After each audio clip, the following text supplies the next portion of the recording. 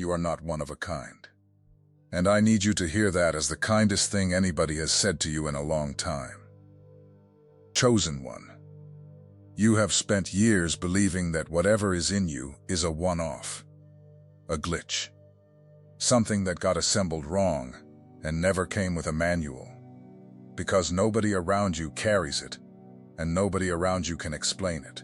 So you assumed there was exactly one of you. And that was why the room always went a little quiet when you spoke, and why you always ended up standing near the door at gatherings, counting the minutes until it was polite to leave. That is not what happened to you. There are 9 kinds of chosen. 9. And every single one of them was placed on purpose, spaced out across families and towns and workplaces, the way a country used to space out its signal fires, one on this hill, one on the far ridge, one on the mountain beyond that. Each one burning alone in the dark, each one too far from the next to see anything but blackness in between. And if you asked any single fire on any single hill why it was out there by itself, freezing, unwatched, it would tell you it had been forgotten. It hadn't. It had been positioned. My name is George, and I've spent most of my life sitting with people in the hours when the fire feels pointless. Kitchen tables at midnight. Hospital hallways with vending machine coffee going cold in my hand. Church parking lots where somebody sat in a running car for 40 minutes because they couldn't make themselves walk back in. And what I've learned in all those hours is that almost nobody who is called knows what they were called as. They know something is on them. They cannot name it. And a thing you cannot name will eat you alive from the inside, because you will keep measuring it against the wrong job description and failing a test you were never enrolled in. So today I'm going to name all 9. And somewhere in this list, you are going to hear your own life read back to you. Before I start, let me clear something out of the way, because it will get in the road otherwise. Chosen does not mean favorite. It never has. Chosen in Scripture is not a ribbon. It's an assignment, and the assignment usually costs something. God does not hand out these 9 like party favors. He deploys them. And the reason you have felt like an outsider your whole life is not that heaven overlooked you. It's that the ones who get deployed rarely get to stand in the same field as the ones deployed with them. All right, 9. Here we go. The first one is the watchman. You see it before it arrives. Not in some dramatic way you don't see visions in the shower.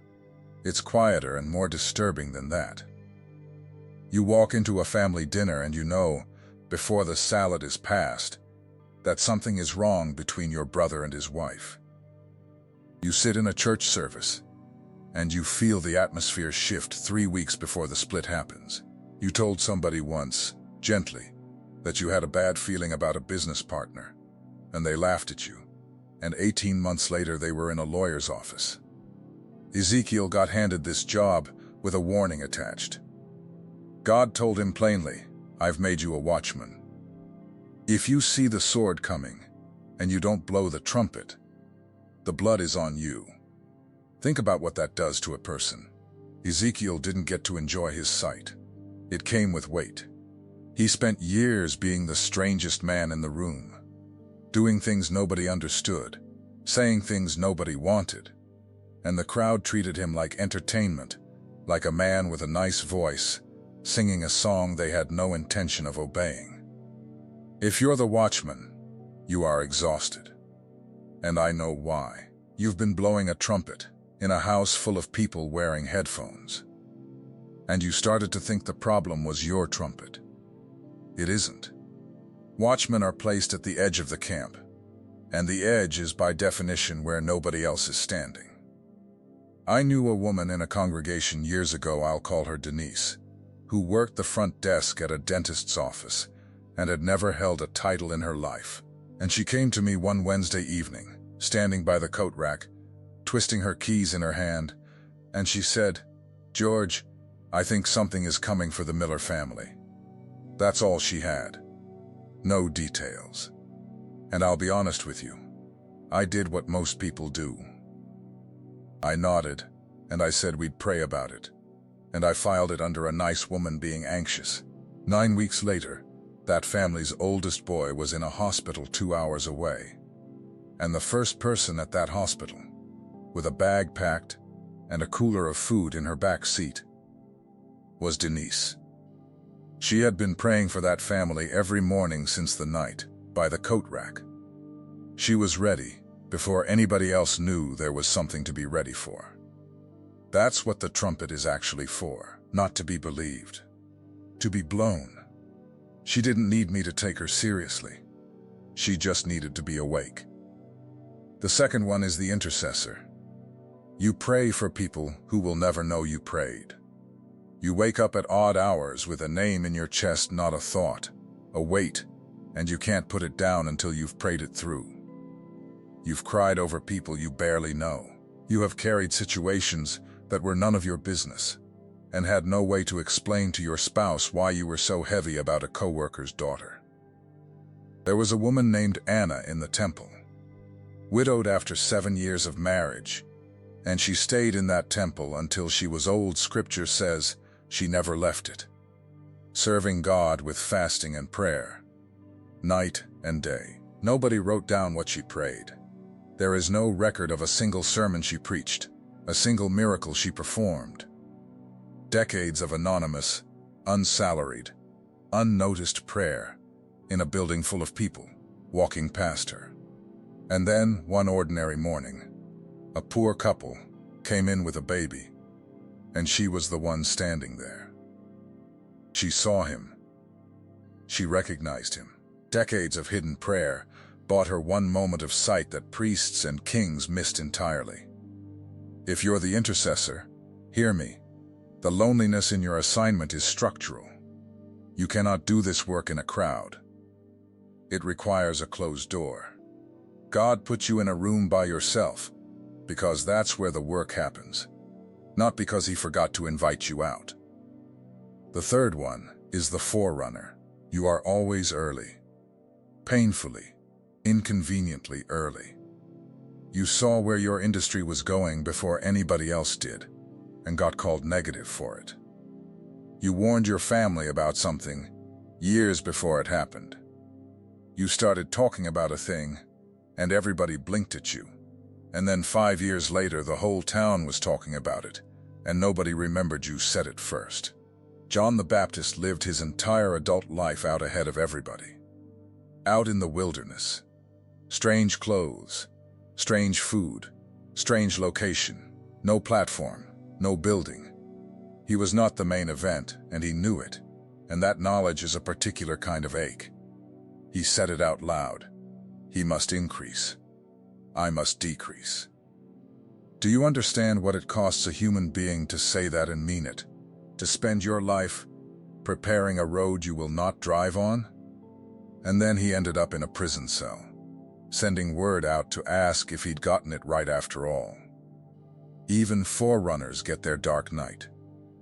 Even the ones who were sure. If this is you, you are tired of being early. You want to arrive somewhere at the same time as everybody else. Just once. But the road doesn't build itself, and the person who builds it is always standing on empty ground. The fourth one is the builder. You cannot sit inside a broken thing. It physically bothers you.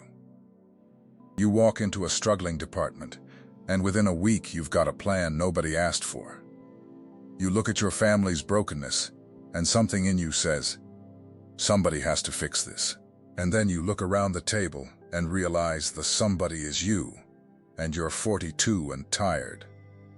Nehemiah was a cupbearer with a comfortable job in a palace, and a man came back from Jerusalem and told him the walls were down and the gates were burned. And he sat down and wept. Then he got up and did something almost nobody does. He turned the grief into a blueprint. He asked for timber. He asked for letters. He rode around those ruins at night, by himself, before he said a word to anybody, just looking at what was actually there. Then he built it in 52 days, with a trowel in one hand and a weapon in the other, because the whole time he was building, people stood at a distance and mocked him. That's the builder's portion. You will always be doing the work and absorbing the commentary at the same time. If this is you, you've probably been called controlling. You've been told to relax. But you don't see chaos and feel calm, you see chaos and feel called. That's not a character flaw. That's a trowel in your hand. The fifth one is the worshiper. You feel everything at full volume. Music undoes you.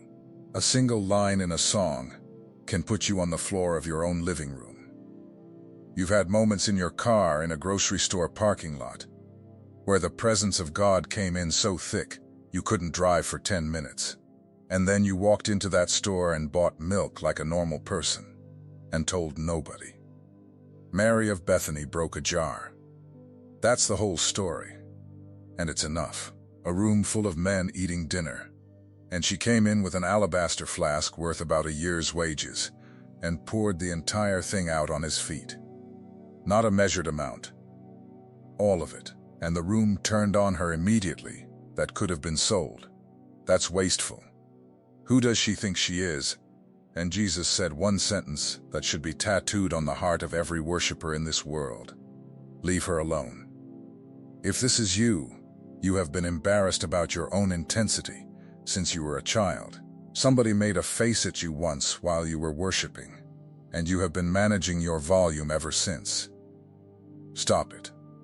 Extravagance is your assignment. You are the one in the room who reminds everybody else that he is worth the whole jar. The sixth one is the hidden one. You have gifts nobody has ever seen operate. You know things about yourself that have never once been useful in your actual life. And the ache in you is not that you failed, it's that you never got the chance to try. You're in a job beneath your capacity. In a town smaller than your dream. Watching people with half your fire get twice your opportunity. And hating yourself for the way that makes you feel. Joseph had a dream at 17 and spent the next 13 years in progressively smaller rooms. A pit. A house where he was property. A prison where he was forgotten by a man who promised to remember him. 13 years of a gift nobody was paying for. And the thing that gets me every time is that the gift kept working the whole time he interpreted dreams. In prison. For prisoners, with no audience and no advancement. He never stopped doing the thing. He just did it in the dark. If you are the hidden one, this is what I need you to know. Hiddenness is not rejection. It's storage. And there is a difference between something being buried and something being planted. And you will not know which one you are until the season turns. And listen. If something in you has been quietly saying, that's me while I've been talking, don't walk away from that feeling when this video ends. The calling is wide. The instructions reach only a few. If there is a burning in your spirit right now, do not minimize it.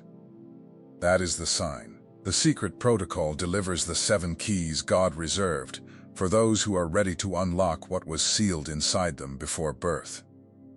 The full audiobook is included to absorb in depth, in your own time, in the presence of God.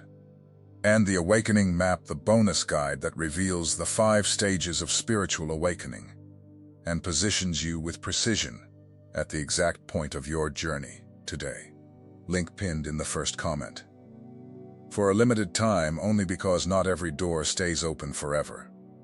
Now, the 7th one is the interpreter. You are the one people bring their confusion to. You have an unusual ability to look at a tangled situation and see the shape underneath it. Friends call you when they can't figure out why they feel the way they feel. You can read a room, a text message, a silence, You understand things you were never taught. Daniel was a teenager taken out of his country, renamed, retrained, and dropped into a foreign government. And what he became was the man who could explain what nobody else could explain. Kings had dreams that terrified them, and the entire class of professional wise men stood there empty, and this young man from the deported class walked in and gave them the meaning. But here's what people skip. Before he interpreted anything, he asked for time, and he went and prayed with his friends through the night. The understanding wasn't self-generated. It came from an open window and a bent knee 3 times a day, and it cost him a night in a den with lions to keep that window open. If this is you, you have been used as a free counselor by people who never once asked how you were. And you're depleted. Interpreters don't burn out from the interpreting. They burn out from having nobody to interpret them. The 8th one is the encourager.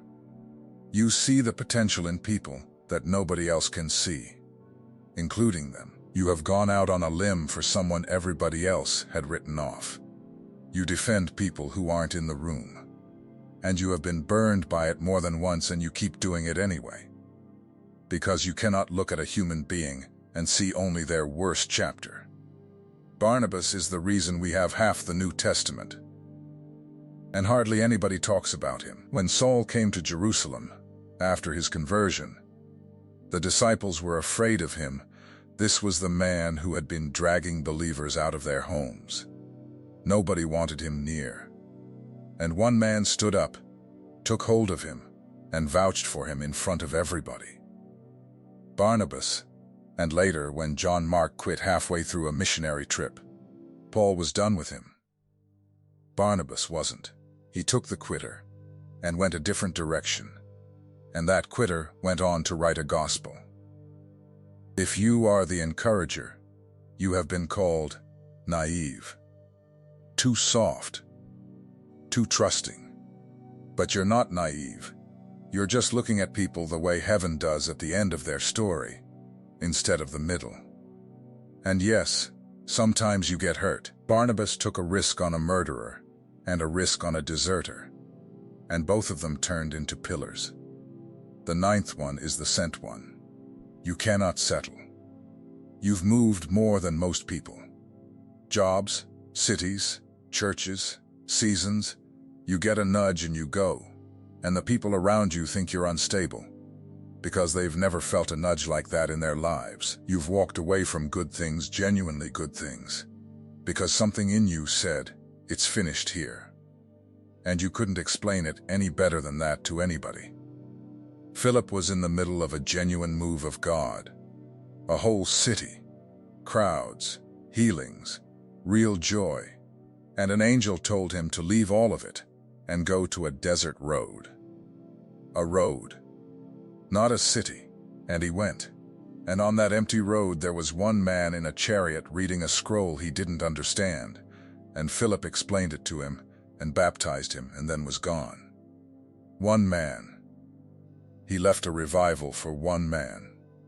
If you're the sent one, you have a folder in your heart full of things you abandoned, and you've read that folder as a list of failures. It's not. It's a route. You were never supposed to build the monument. You were supposed to make the delivery and move. Now let me come to the part of the title I haven't touched yet. Why you are alone. I'm not going to hand you a soft answer, because you've had enough of those, and none of them held. You are alone because of how these 9 were distributed. Go back to the fires on the hills. When a nation needed to move a message across 100 miles of dark country, it did not build a bonfire in one valley and hope everybody saw it. It put a fire on this ridge and the next fire on a ridge so far off that from the ground the two looked completely unrelated. The distance wasn't neglect. The distance was the whole design. Put those fires close together, and you've got a nice warm gathering and a message that travels nowhere. You were spaced. That's why there's no one in your family who thinks the way you think. That's why the church you grew up in couldn't hold you. That's why the friend group thinned out in your late 20s and never refilled. You keep interpreting the gap as evidence that something is wrong with you. The gap is the assignment. If you were sitting in a room full of people identical to you, everything on your hill would be redundant, and the ground between here and the next ridge would be pitch black. And I'll tell you the other reason, and this one is harder. Some of your isolation was protection. You don't know what you were pulled out of.